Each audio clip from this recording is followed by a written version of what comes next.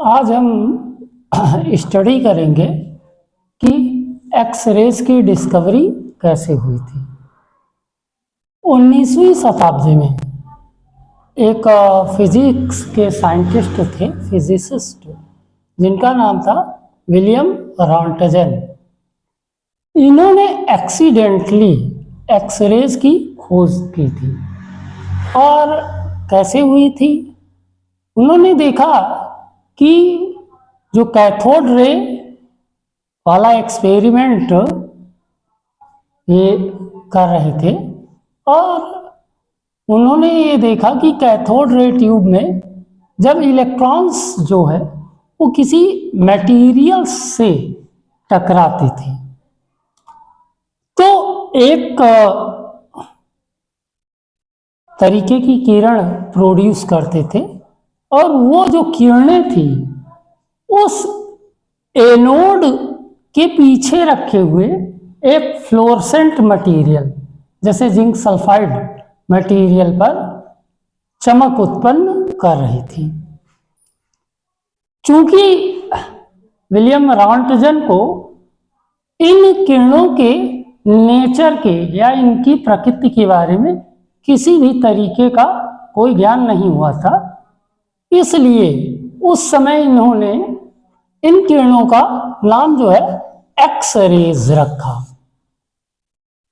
और बाद में इन किरणों का यही नाम आज भी हम लोग एक्सरे के नाम से ही जानते हैं।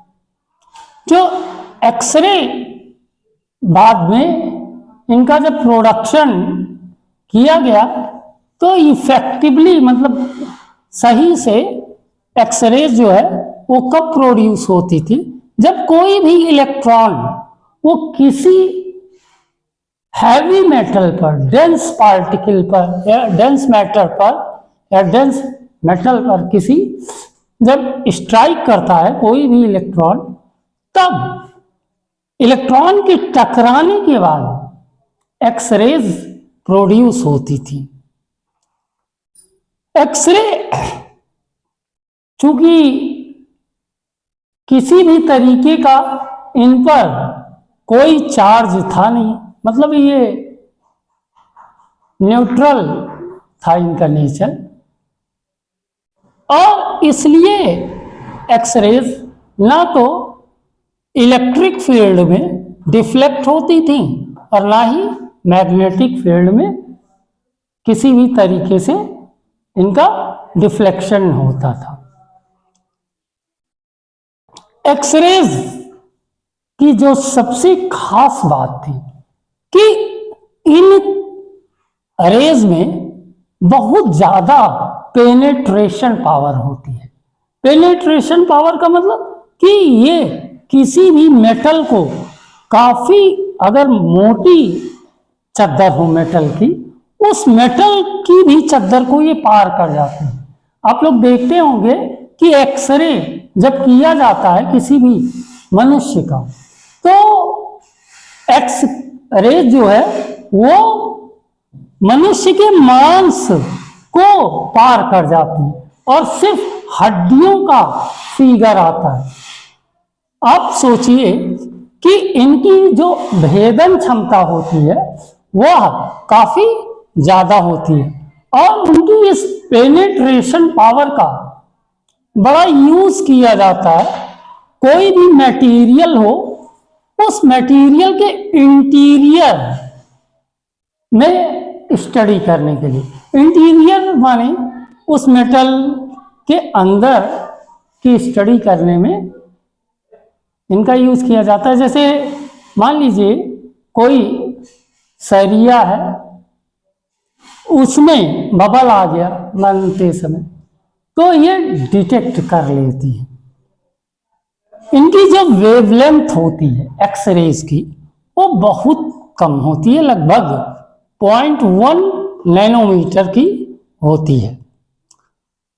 अगला पॉइंट ये है कि जो एक्सरेज होती हैं इनका कैरेक्टर इलेक्ट्रोमैग्नेटिक होता है, विद्युत चुंबकीय तरंगे होती हैं। ये विद्युत चुंबकीय तरंगे हम आगे आपको लेक्चर में बताएंगे कि विद्युत चुंबकीय तरंगे क्या होती हैं। विद्युत चुंबकीय तरंगे ऐसी तरंगे होती हैं जिनमें वेव नेचर तथा पार्टिकल नेचर दोनों पाया जाता है। मतलब इनमें तरंग का भी गुण पाया जाता था और ये पार्टिकल नेचर मतलब कणों वाला नेचर भी ये शो करती है। अगला पॉइंट ये है कि जो एक्सरेज थी वो किसी भी गैस में अगर पास किया जाए या किसी भी मैटर में पास किया जाए तो एक्सरेज उस गैस से या मैटर से इलेक्ट्रॉन को निकाल देती थी और जिससे उस गैस को ये आयोनाइज कर देती है। एक्सरे जो है, जैसा कि अभी अभी मैंने बताया कि फोटोग्राफिक प्लेट को भी ये प्रभावित करती है, फोटोग्राफिक प्लेट को ये प्रभावित करती हैं और यही जो है बेसिस होता है रेडियोग्राफी का। रेडियोग्राफी मतलब आपने देखा होगा कई लोगों को कि डॉक्टर के यहाँ जिनकी हड्डियों में कोई डिफेक्ट आ जाता है वो डॉक्टर उन्हें एक्सरे कराने को बोलता है, तो उस व्यक्ति का एक्स किरणें डाली जाती हैं उसकी बॉडी पर और एक्स रेज जो है वो उस व्यक्ति के मांस को पेनेट्रेट कर जाता है और हड्डियों का फिगर आ जाता है और इससे ये पता लग जाता है कि उस व्यक्ति की हड्डी कहाँ पर टूटी है, कितना क्रैक है, वो क्रैक ज्यादा है कम है, ये सारी चीजें डॉक्टर जो है वो बड़ा इजीली एक्सरे की फोटोग्राफिक प्लेट को देखकर बताता है। अगला पॉइंट ये है कि एक्सरे इतनी खतरनाक होती हैं कि ये कोई भी आपका लिविंग टिश्यू है उसे डिस्ट्रॉय कर सकती हैं, नष्ट कर सकती हैं, यहां तक कि डीएनए को भी ये नष्ट कर सकती हैं। लेकिन एक इनका बहुत बड़ा यूज किया जाता है एक्सरे का, रेडिएशन थेरेपी।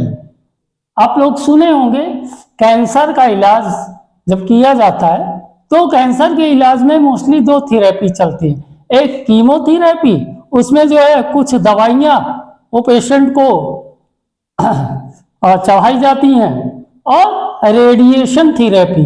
रेडिएशन थेरेपी में इसी एक्स किरणों का प्रयोग किया जाता है और कैंसर के ट्रीटमेंट करने में काफी मदद मिलती है। अगले लेक्चर में हम बात करेंगे कि रेडियो एक्टिविटी क्या होती है।